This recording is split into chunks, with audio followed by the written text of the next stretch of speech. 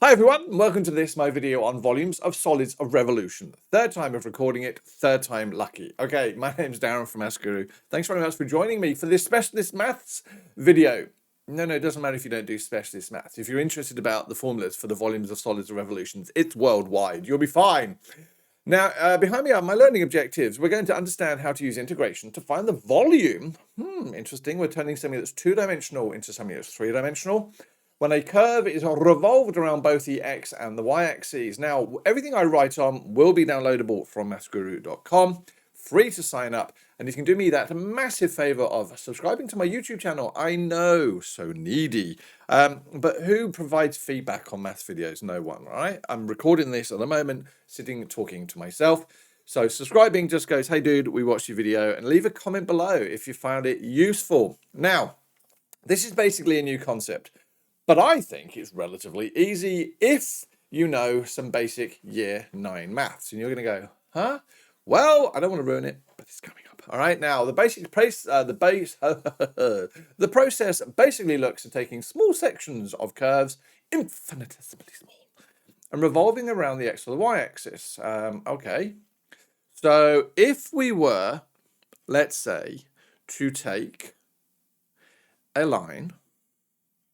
All right, let's say we had a line, an infinitesimally small line, but still it had some sort of height, some sort of length. Imagine I took that and revolved it around the x-axis. That line revolves around the x-axis. Right? Now, what makes life easier is when I suddenly draw in 3 dimensionals, because as you revolve that around the x-axis, what do you notice? Well, you'll get a circle. And if you take that line, this pencil, and you revolve it around the x-axis, you're actually going to turn up with a shaded in circle. Oh, hold on a moment. But taking that infinitesimally small thing and revolving around will give me a circle, and I can happily find the area of that circle because we know the area is pi r squared. Yeah! Small problem. What's my radius? What do you mean, what's your radius? Well, the chances are we know that this point here, that point there, has a coordinate. And that coordinate is given by an x and a y value.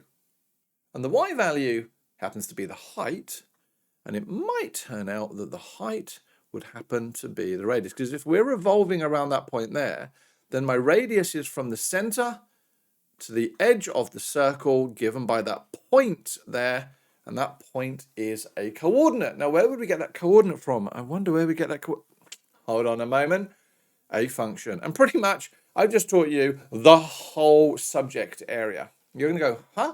Believe it or not, this whole thing revolves around the idea that for every point somewhere on the somewhere on our function, we can find the height of that point, otherwise known as the y coordinate, revolve it around, and you get a circle. And in fact, you get an infinite number of circles. So if we look at the example of a cone, we can create a cone by taking a straight line. Let's imagine our straight line has the equation y equals a half of x. And I can take every single point on that line, and when I revolve it around, all I'm getting for every single line is the area of a circle. If I take all of those individual points and add them together, wouldn't it be interesting if we had, I don't know, a symbol we could use in maths that went sum? Oh yeah. And we sum all those individual circles together, what would we get? We get the volume, all right? So basically, to create a cone, all I need is one straight line, and when I revolve it around my x-axis, oh my goodness, I'm getting a cone. Now, bearing in mind the area for the formula of a circle is pi r squared, what we're now saying is that that value of radius is actually my y coordinate. For every point along my function, that's my y value. So my area of each of those individual